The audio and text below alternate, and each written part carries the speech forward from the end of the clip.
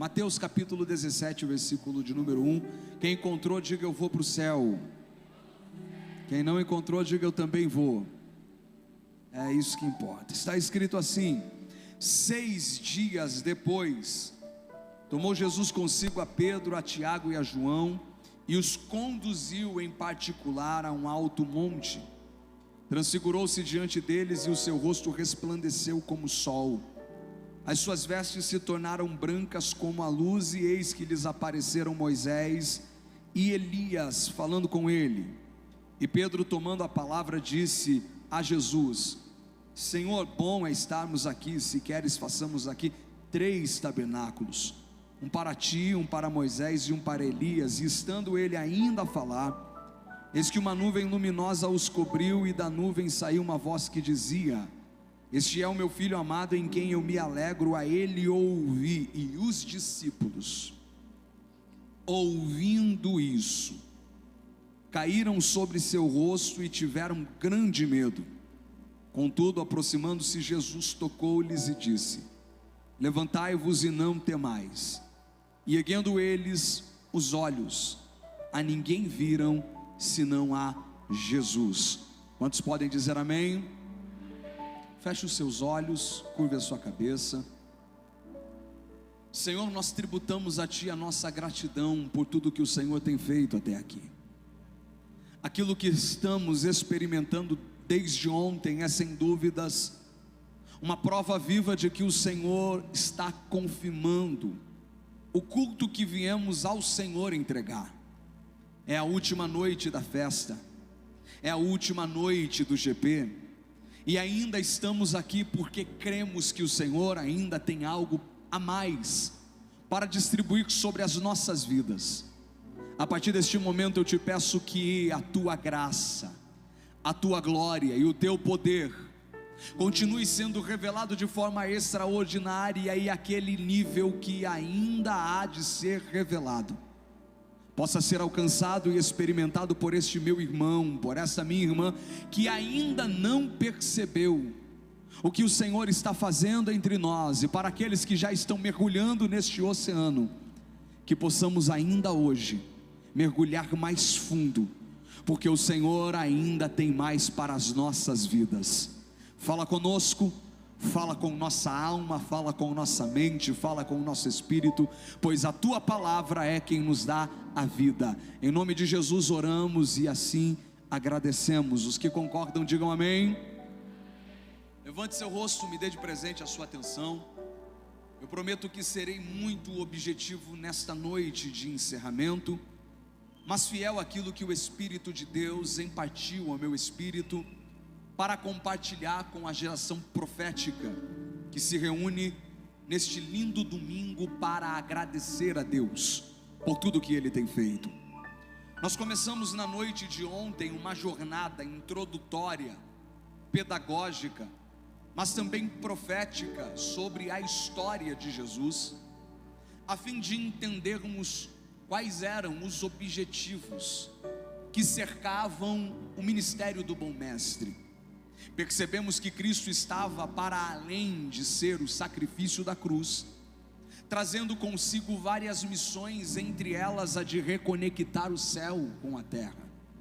Para estabelecer o seu reino, Cristo forma, organiza, inaugura uma escola apostólica, e nós descobrimos que nesta escola todo o conteúdo entregue por Cristo esteve fundamentado em 2 pilares: conhecimento e prática.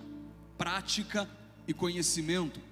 Foi exatamente isso que norteou o ministério de Cristo, a ponto de Lucas explicar com muita clareza para Teófilo e para toda a igreja, na inspiração que recebe do Espírito, para escrever o 2º tratado, o livro de Atos dos Apóstolos. Ao entendermos esta dinâmica, nós olhamos novamente para o ministério de Cristo e descobrimos que tudo o que Ele fez e ensinou, fez como modelo para os seus discípulos, trazendo informações, conhecimento, verdades, princípios, para transformar a mente, mas os submetendo a experiências práticas. Experiências estas que marcaram a vida daqueles 12 homens que com Cristo caminharam, como por exemplo, a alegria de ter visto Jesus andando sobre as águas, o privilégio de ouvir a voz do bom mestre dizendo: aquieta-te vento, acalma-te mar, e tudo obedecendo ao seu comando, a satisfação de ser alimentado por 5 pães e 2 peixinhos, mesmo quando a multidão era intensa, mais de 5.000 homens, e Cristo pela multiplicação atendeu a necessidade de todos. Ver Jesus curando paralíticos, dando vistas aos cegos, audição aos surdos, falas aos mudos, purificando leprosos, ressuscitando mortos, é sem dúvida a dádiva de contemplar experiências que ninguém jamais imaginaria ver.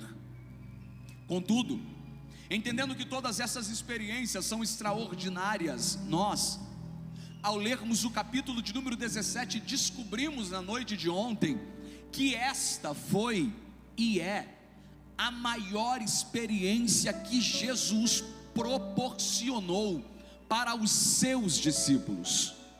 Foi aqui que nós paramos, e é a partir daqui que começamos a entender o porquê esta é e foi a maior experiência que Jesus entrega aos seus discípulos. A resposta está exatamente no texto, quando nós percebemos que diante de todos os milagres que Cristo operou, de toda a obra da sua mão, demonstrando o seu poder para a natureza, demonstrando o seu poder para a morte, demonstrando o seu poder para as enfermidades, tudo o que Cristo fez debaixo de 2 expedientes, de 2 atmosferas, de 2 ativações. A primeira delas é a unção do Espírito Santo. É Jesus quem lê no sábado, na sinagoga, o texto de Isaías e diz: pois o Espírito do Senhor está sobre mim, pelo que me ungiu para. A unção do Espírito habilitou Cristo para curar enfermos. Logo, todos os enfermos que Cristo curou, não curou porque era Deus, curou porque estava ungido pelo Espírito de Deus. Segundo, tudo o que Cristo fez, ou fez primeiro pela unção do Espírito, ou segundo, pela fé. Vocês se lembram um dia que ele toca na figueira e a figueira fica seca? Alguém olha para ele e diz: como o Senhor fez isso? E ele diz: fiquem tranquilos, se vocês tiverem a fé semelhante a um grão de mostarda, vocês não apenas tocarão em figueiras e elas secarão, vocês dirão aos montes: saiam daqui e vão para lá, e os montes obedecerão às vossas ordens. Tudo o que ele fez pela unção do Espírito ou pela fé. Contudo, o capítulo de número 17 é o único momento em que Jesus revela que era mais do que o filho de Maria, o carpinteiro de Nazaré. Aqui ele resolve mostrar que ele é também o Filho de Deus. É o único milagre, é a única ação sobrenatural que Cristo revela a sua divindade. Em nenhum outro momento Cristo revela quem é com tanta clareza como o que ele faz no alto do Monte Tabor, no capítulo de número 17, o capítulo que nós acabamos de ler. É aqui que Mateus destaca que ao subirem ao monte, Cristo se transfigura. Fale para quem está do seu lado: Cristo se transfigurou. Transfigurar-se não é simplesmente uma mudança externa, exterior, de fisionomia, de vestimenta, não. A palavra transfigurar tem origem em uma palavra que para nós é conhecida com muita clareza como metamorfose, cujo sentido principal traz a ideia de mudança de natureza. Mateus está dizendo que Jesus sobe como homem, mas lá ele revela que ele é Deus. Jesus sobe como quem cansa, mas lá em cima ele mostra que na verdade ele é o pão da vida que desceu do céu para alimentar os famintos. Ele sobe como o meigo nazareno que chora, mas lá em cima ele resolve mostrar para os seus discípulos que ele é, ele era e ele há de ser, que ele é o próprio Deus encarnado.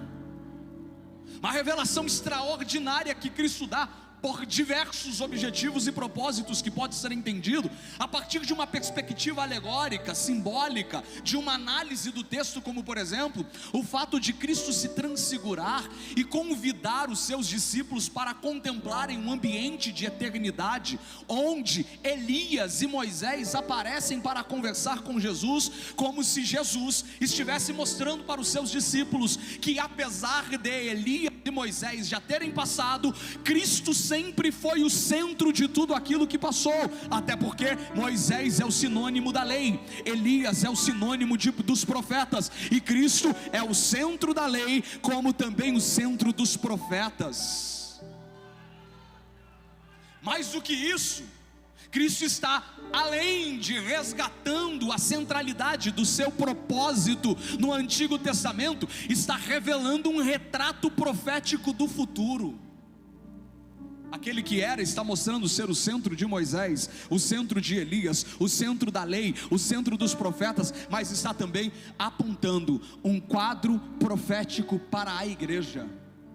Até porque o Alto do Tabor é um sinônimo do céu, é um sinônimo da eternidade, é um protótipo, um arquétipo da revelação gloriosa, como será a manifestação nos céus. Pastor, explique isso melhor. Explico, porque é aqui que Cristo aparece glorificado, conversando com dois homens, um Moisés, o outro Elias. Um experimentou a morte, o outro foi arrebatado em vida para não experimentar a morte.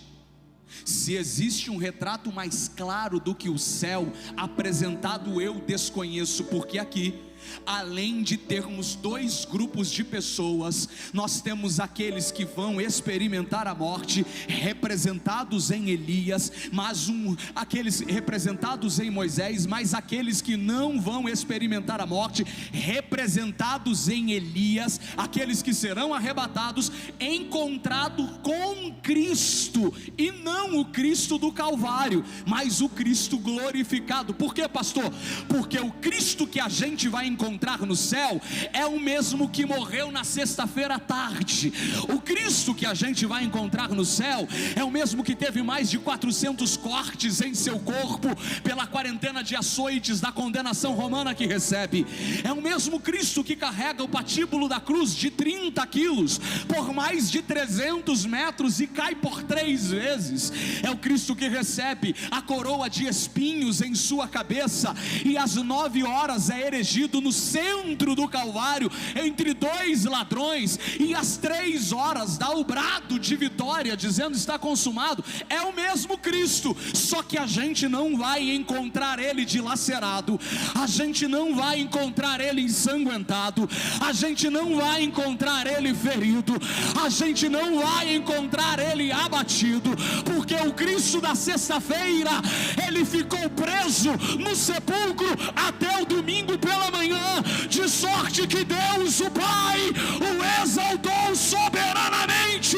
A pedra do sepulcro foi removida e o Cristo que morre na sexta, domingo bem cedinho, ressuscitou em glória. Aonde são aqueles que acreditam na ressurreição? Só quem crê que Ele está vivo, levante uma de suas mãos aos céus e glorifique o nome do Cristo que vive e reina. O Cristo que está no céu agora é o Cristo glorificado. No céu, aqueles que morreram e aqueles que serão arrebatados se encontrarão com o Cristo glorificado. Como Ele é, pastor? Seus pés é como um latão reluzente tirado do fogo, seu cabelo branco como a alva lã, suas vestes brancas como a neve, seus olhos como chama de fogo, no seu peito um cinturão de ouro, Da sua boca sai uma espada mais afiada que espada alguma de 2 gumes, e para quem tiver dúvida, na sua coxa vai estar escrito: Rei dos Reis e Senhor dos Senhores. Cristo está se revelando como Deus para os seus discípulos, para que eles não tivessem dúvidas de quando vissem o Cristo crucificado, fosse para eles uma âncora a certeza de que este Cristo glorificado era o mesmo transfigurado, e eles não retrocedessem. A experiência de glória era para servir como uma âncora, como um alicerce. E é exatamente por isso que Jesus diz aos discípulos que lá estavam: não contem isso para ninguém, para que eles carregassem a certeza de que mesmo no momento de crise, Cristo é Deus. Esta é sem dúvidas a maior experiência de glória que Cristo proporciona para os seus discípulos. Porém, a gente precisa entender que para aqueles que querem permanecer firmes e mergulhar nas maiores experiências que Cristo quer proporcionar para nós, algumas verdades precisam ser estabelecidas de forma clara. Primeiro, Cristo tinha quantos discípulos? Cristo tinha 12. Por que é que no alto do Tabor e na maior experiência não estão os 12? Estão apenas 3. Cristo começa a nos mostrar uma verdade clara: que o maior nível de experiência que nós podemos ter não vem para todo mundo. Cristo tinha 12 discípulos.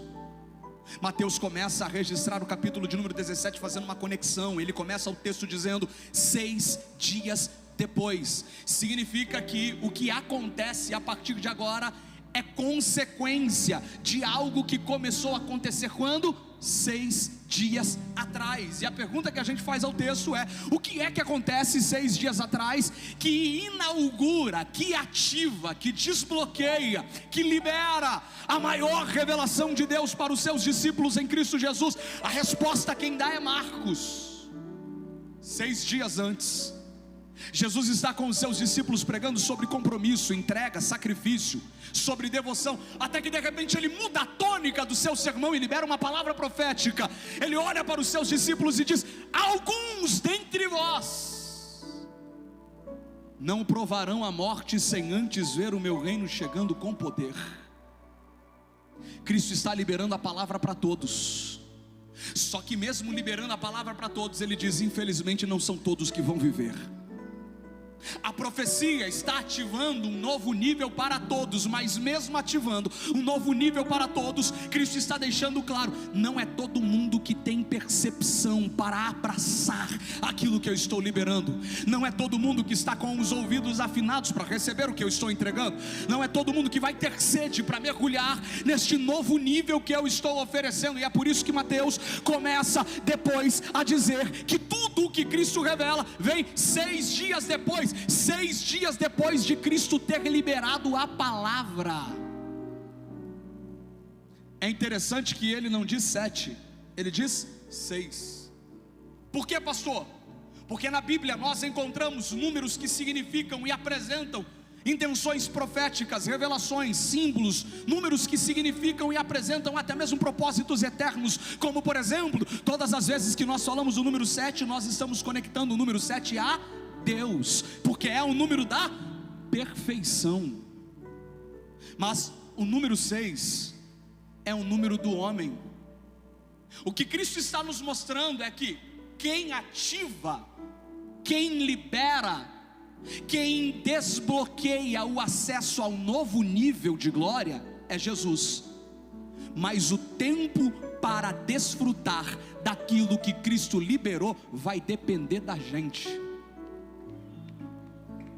Não é 7 dias, porque se fosse 7, Jesus diria: eu libero e eu faço quando eu quero. É 6, Jesus está dizendo: eu liberei, mas a sede depende de vocês, a fome depende de vocês, Aquilo que eu quero fazer já está ativo, mas quem vai viver depende de vocês. O desejo de Deus é sem dúvidas que todos mergulhem em níveis maiores, que todos permaneçam ativos e firmes em experiências mais intensas, em níveis de intimidade maior. Porém, há uma realidade a ser dita: nem todos estão preparados, ou nem todos querem. Tem gente que se contenta em viver uma realidade rasa, superficial, de experiências apenas superficiais com Deus. Ok, tem gente que se contenta com isso. Tem gente que se contenta em entrar no culto e sair do mesmo jeito que entrou. Glórias a Deus pela sua vida, que no culto você está.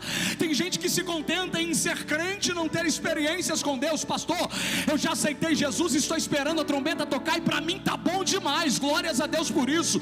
Eu tenho uma notícia para lhe dar: você não vai ter experiências com Deus. Se você não quer, não é isso que Deus vai te dar, porque Deus não é mal educado. Deus é um cavalheiro, um gentleman. Ele não está preocupado em encher quem não quer ser cheio, em derramar a glória para quem não quer receber glória. Muito pelo contrário, o desejo dele seria liberar sobre todos, mas ele apenas desce para revelar a sua glória para aqueles que querem, para aqueles que têm sede, para aqueles que têm fome, para aqueles que entenderam que ainda existem níveis maiores para ser alcançado. Pastor, mas isso não é aquilo que a gente encontra no Novo Testamento. Isso talvez seja o Deus do Antigo, porque o Deus do Antigo apresenta-se de forma clara, com essa consciência. O dia em que ele desce no monte para pregar na cruzada que ele organiza no deserto, sob a liderança de Moisés, os gravetos começam a queimar, a água começa a evaporar, sinais de trovão e relâmpago cercam o monte, e Deus começa a falar. Só que quando Deus começa a falar, Israel grita, e diferente do GP, que quando ouve Deus falar, grita, mas grita dizendo: fala mesmo, Deus, é desse jeito. Às vezes a palavra até está doendo um pouquinho, mas tem alguém dizendo: ainda bem que eu vim. Dói, mas liberta, dói, mas transforma. Israel grita, só que o grito de Israel é: pare de falar, Senhor, porque senão a gente vai morrer. Deus que não sofre de crise, de inferioridade, de dúvida, de autoestima, não. Deus não tem problema com isso. Quando alguém diz: não quero ouvir tua voz, Deus diz: não tem problema, não vou falar contigo.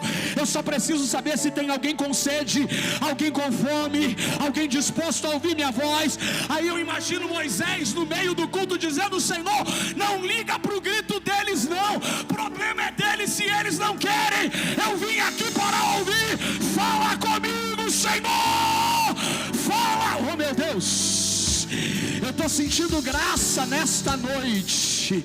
Pega na mão de alguém que está do teu lado, levanta a mão dele para o alto e diz para ele: se ainda tem sede no teu coração, te prepara, porque Deus vai te encher hoje.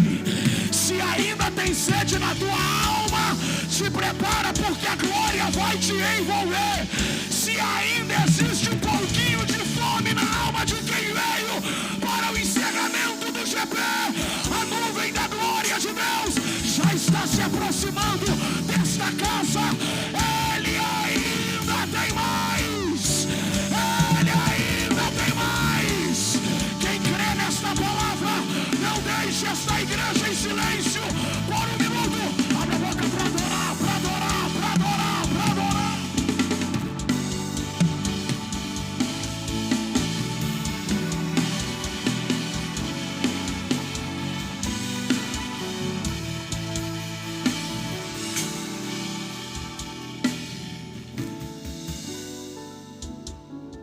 Primeiro, é Ele quem libera um novo nível. Segundo, viver um novo nível depende da gente. É por isso que Jesus tem 12, mas quem sobe são 3. Por que, pastor? Porque no meio dos 12 tinha 3 que dizia: aonde o Senhor for, a gente está junto. Se o Senhor vai, a gente vai. Se o Senhor entra, a gente entra. Se o Senhor fica, a gente fica. Por quê? O que importa é estar perto do Senhor. O que vai determinar o nível das nossas experiências é o nível da nossa sede, É impossível vivermos experiências extraordinárias mantendo uma busca comum e mediana, mas para aqueles que decidirem se entregar plenamente, há um nível maior de glória prestes a ser revelado. Eu assumo esta tribuna como um profeta para liberar sobre esta geração profética que Deus está ativando um novo nível de experiências no estado da Bahia, e aonde tiver um jovem que está atento ao que Deus está ativando, aonde tiver um moço e uma moça com sede de viver essas experiências, hoje Deus prega na minha boca para a tua vida dizendo: serei achado de vós, diz o Senhor. Buscar-me-eis e me achareis, quando me buscardes de todo o vosso coração, porque todo aquele que pede recebe, todo aquele que busca encontra. Eu estou pregando para jovens que já começaram a queimar com sede pelo sobrenatural, jovens que já começaram a queimar com sede pela glória. Eu estou pregando para jovens que já não se satisfazem mais com uma vida mediana, medíocre, rasa, religiosa, superficial. Eu estou pregando para jovens que querem conhecer o céu pelo lado de dentro. Eu estou pregando para jovens que querem mergulhar no oceano do Espírito. Aonde tiver alguém com essa certeza, abre a boca, porque Deus vai começar a te encher agora.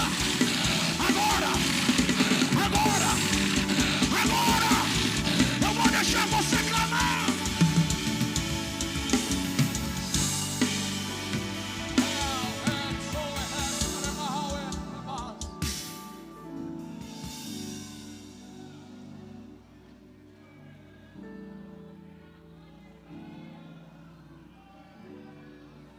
Ele não precisa de nada, ele só precisa saber quem quer.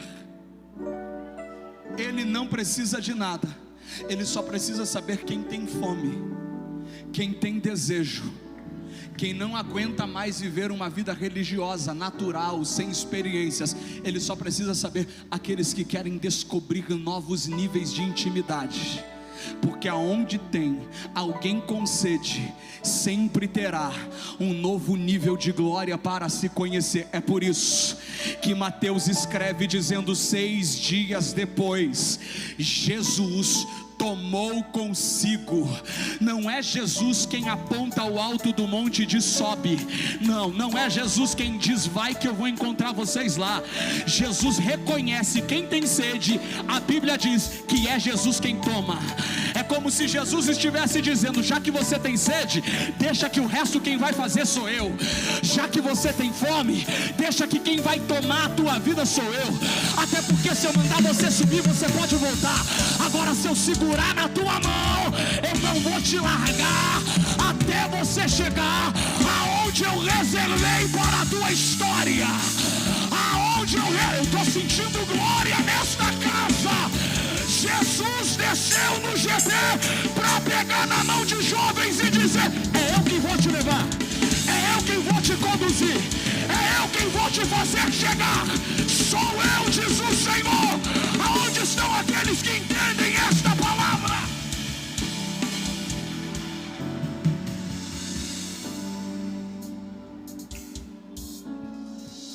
A gente tem tanta coisa para falar, mas deixa para outro ano, porque eu estou entendendo o que Jesus vai fazer aqui essa noite. É Ele quem ativa, a gente é quem reage, mas é Ele quem nos leva. Sabe o que Ele está dizendo? Se fosse para depender de você, você podia até começar, mas pararia no caminho. Porque se tem algo que marca a nossa realidade enquanto cristão, é a existência da natureza humana, que não foi morta completamente, precisa ser mortificada diariamente. O que tem de gente que sai do GP empolgado dizendo: pastor, esse será o melhor ano da minha vida, mas chega na segunda, acorda parecendo que nem crente é. Uma batalha terrível. Eu disse: Senhor, parecia que ontem eu estava mergulhando, por que hoje eu acordei desse jeito? Porque existe uma batalha em você, entre espírito e carne, e se tem algo que a gente aprende com Lutero, é que o velho homem não morre nas águas do batismo afogado, ele sabe nadar, a gente sepulta simbolicamente ele, mas depois do batismo ele está lá, e Jesus está dizendo tem que matar ele todo dia, toda hora, todo instante. Mas se fosse para depender da gente, quantas foram as vezes que a gente até começou, mas desistiu, a gente até se empolgou, mas parou no meio do caminho, a gente até deu os primeiros passos, mas tropeçou, e o diabo disse, está vendo, não adianta tentar. É por isso que Jesus está dizendo, para esse novo nível que eu estou ativando sobre a tua vida, é a minha mão quem vai segurar na tua, sou eu quem vai te conduzir, queira o diabo ou não, você vai viver as maiores experiências da tua história, não vai depender de ti, é a minha mão quem vai te sustentar.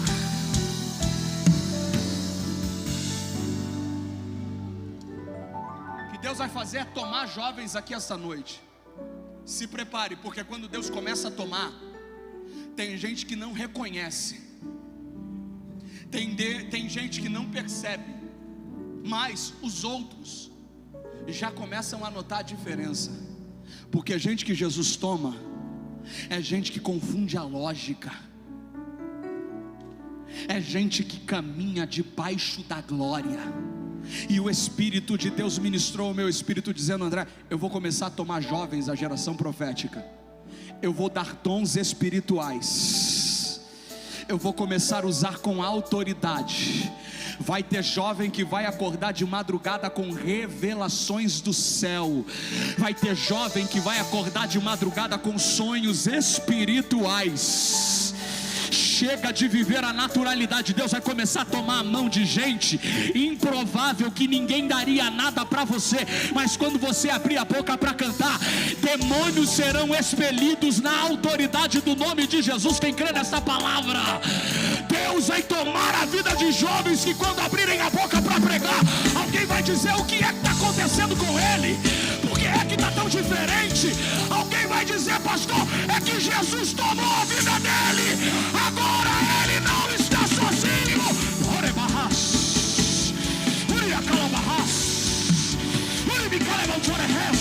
Aonde estão aqueles que acreditam nesta palavra? Quem tem sede? Quem tem sede? Quem tem sede? Por um minuto, levante as duas mãos aos céus. Só quem tem sede, não deixe esta casa em silêncio. Eu vou deixar você clamar. Clame a Ele agora. Clame a Ele agora. Diga, vem Espírito. Vem Espírito. Vem Espírito. Por um minuto é você e não.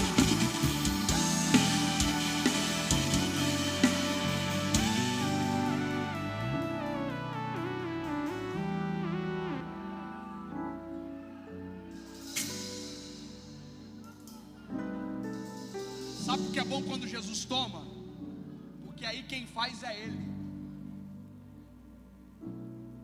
Aí Ele faz como Ele quer. É como um instrumento. É por isso que Jesus te trouxe aqui para dizer, fica tranquilo, porque a hora que eu te tomar, você não precisa saber, quem vai fazer sou eu.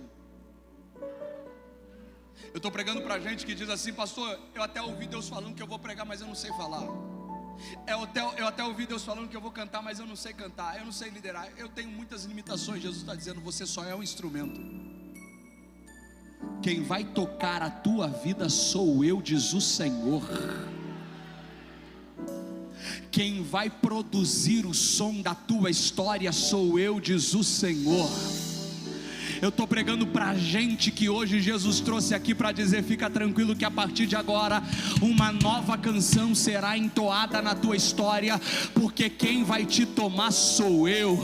Eu estava vendo o Lucas tocando a bateria, vendo os nossos amigos tocando, e eu fiquei imaginando, meu amigo pastor Abraão, tem gente que entrou aqui igualzinho essa bateria, parado sem ninguém tocar, não serve para nada. Alguém olha e diz, que trem estranho é esse? Serve para quê? Não serve para nada. Até a hora que alguém que sabe, alguém que conhece, alguém que entende, assume o controle. Olha o que Deus vai começar a fazer com jovens aqui. Oh meu Deus, eu estou sentindo graça. Tem Tem gente que entrou aqui desacreditado. Escuta isso. Tem gente que entrou aqui desacreditado. Tem gente que entrou aqui achando que não seria ninguém. Só que Deus vai começar a tocar você com tanta glória. O mundo vai ser impactado. Olha o que Deus vai fazer. Olha o que Deus vai fazer. Olha o que Deus vai fazer. Cadê a guitarra, meu filho? Deus vai começar a tocar. Deus vai começar a produzir som na vida de jovens que vão sair daqui para impactar o estado da Bahia, a cidade de Campo Formoso. Quem crê? Quem crê? Quem crê? Só quem crê, abra a boca para adorar.